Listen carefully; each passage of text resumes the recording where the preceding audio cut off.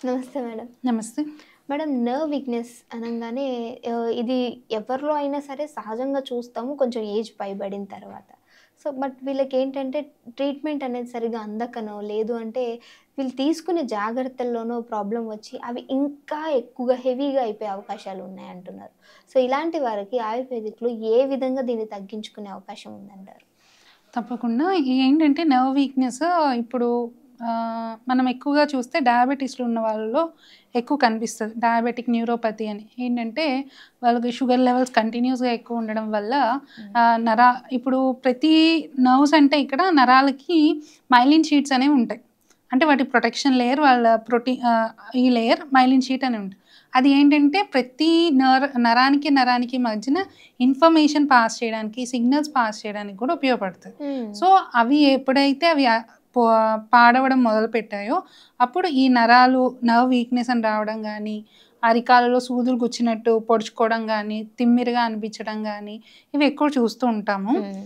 First ఇలాంటి కండిషన్స్‌లో and ఇంకోటేంటంటే విటమిన్ డెఫిషియన్సీస్‌లో గూడా ఎక్కువ చూస్తాం. విటమిన్ బి12 డెఫిషియన్సీస్ వీటిల్లో గూడా ఈ నరాల బలహీనత అనేది ఎక్కువుంటుంది. ఈ డయాబెటిక్ న్యూరోపతిలో ఏంటంటే ఫస్ట్ షుగర్స్‌ని కంట్రోల్ చేసుకోవడం అనేది చాలా ఇంపార్టెంట్. హ్మ్. సో, ఆయుర్వేదిక్‌లో గూడా ఇప్పుడు మనం ఈ షుగర్ లెవెల్స్‌ని కంట్రోల్ చేస్తూ, ఈ నర్వ్స్‌ని స్ట్రెంథెన్ చేయడానికి కొన్ని మెడిసిన్స్ లైక్ బల అని గానీ, అశ్వగంధ అని గానీ, ఇలా డిఫరెంట్ కండిషన్‌ని బట్టి ఏ బాడీకి ఏది సెట్ అవుతది, వాళ్ళున్న కండిషన్‌కి ఏ మెడిసిన్ రాస్తే హ్మ్. బెటర్ అవుతది అనేది డిఫరెన్స్ ఉందనమాట. ఓకే. బట్ నరాలకి మటికి ఆయుర్వేదిక్‌లో మంచి ట్రీట్మెంట్ ఆప్షన్స్ అవైలబుల్ ఉన్నాయి.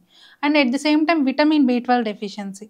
ఇదేంటంటే ఎక్కువగా మనం అనుకుంటాం ఫుడ్ బాగా తీసుకుంటున్నాము. అవును. బట్ విటమిన్ బి12 డెఫిషియన్సీ వస్తుంది. హ్మ్. ఇవన్నీ ఎందుకంటే ఒకటి మిస్టేక్ అందరూ చేసేదేంటంటే టిఫిన్ చేస్తారు, కాఫీ తాగుతారు.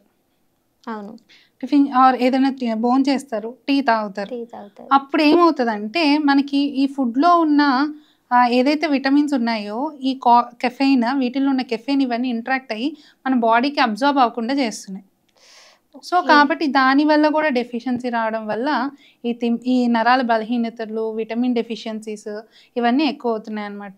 సో, ఇలాంటి చిన్న స్టెప్స్‌ని మనం ఏవైతే చేస్తున్నామో వాటిని అవాయిడ్ చేస్తే గనక, మనం తీసుకునే ఫుడ్ ద్వారా కావాల్సినంత విటమిన్స్, మన బాడీకి కావాల్సిన నర్వ్‌కి సంబంధించిన ఏవైతే ఉన్నాయో అవన్నీ అందుతాయి.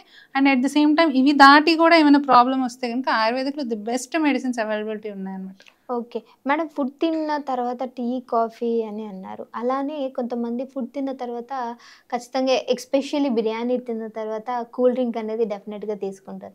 సో, దీనివల్ల కూడా బాడీలో ఈ నర్వ్స్ యాహ్! వీటికి ఏమైనా ప్రమాదం ఖచ్చితంగా. ఉందా?